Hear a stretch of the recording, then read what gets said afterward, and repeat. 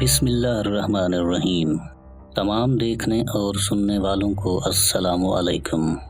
حضرت لقمان حکیم جو اپنی دانشمندی اور وعظ و نصیحت کے حوالے سے بہت مشہور تھے، وہ اپنے بیٹے کو نصیحت کرتے ہوئے کہتے ہیں: اے میرے بیٹے، اگر غلطی رائی کے دانے کے برابر بھی ہو اور کسی چٹان کے اندر ہو یا آسمان یا زمین میں ہو تو اللہ تعالیٰ اسے سامنے لائے گا۔ بے شک اللہ باریک بین اور باخبر ہے۔ آج کی ویڈیو میں ہم حضرت لقمان کا ایک ایمان، احترام، اطاعت اور محبت پر مبنی ایک واقعہ بیان کرنے جا رہے ہیں۔ ویڈیو شروع کرنے سے پہلے آپ سے گزارش ہے کہ اگر آپ چینل پر نئے ہیں تو چینل کو سبسکرائب کریں اور دوستوں کے ساتھ بھی شیئر کریں۔ حضرت لقمان علیہ السلام کسی رئیس کے یہاں نوکری کرتے تھے۔ اللہ تعالیٰ کی محبت اور تعلق کی برکت سے ان کے اندر بہت پاکیزہ اور اونچے اخلاق و عادات موجود تھے، جن کی تفصیل حق تعالیٰ نے سورہ لقمان میں بھی بیان فرمائی ہے۔ حضرت لقمان علیہ السلام کے ان اونچے اخلاق کا ان کے آقا پر گہرا اثر ہوا، یہاں تک کہ رئیس نے ان کو اپنا مقرب و محبوب بنا لیا اور دلی طور پر ان سے محبت کرنے لگا۔ پھر اس رئیس کا معمول ہو گیا کہ ہر نعمت کھانے سے پہلے حضرت لقمان علیہ السلام کی خدمت میں پیش کرتا، اور جب لقمان علیہ السلام سیر ہو کر کھا لیتے تو بچا ہوا یہ رئیس کھاتا۔ حضرت لقمان علیہ السلام اس رئیس کی محبت و عادت کی رعایت سے کھا لیا کرتے، بعد میں بقیہ اس کے لیے بھیج دیا کرتے تھے۔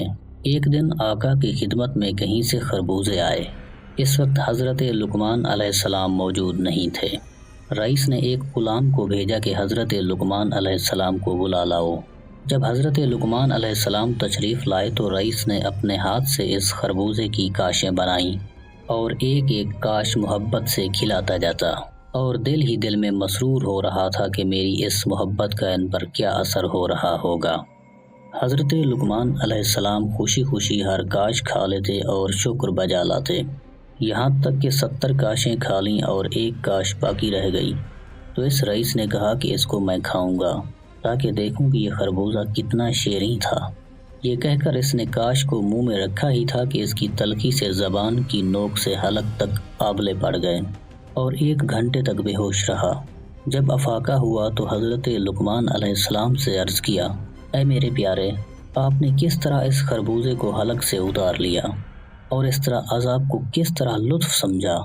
جب 1 کاش کھانے پر مجھ پہ یہ بلا آئی تو 70 کاشوں کو آپ نے کس طرح برداشت کیا؟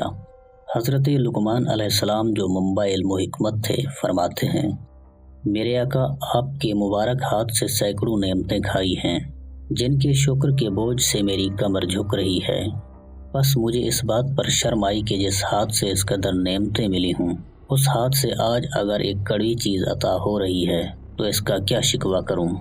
اے میرے آقا، مٹھاس عطا فرمانے والے آپ کے ہاتھ کی لذت نے اس خربوزے کی کڑواہٹ کو مٹھاس سے تبدیل کر دیا۔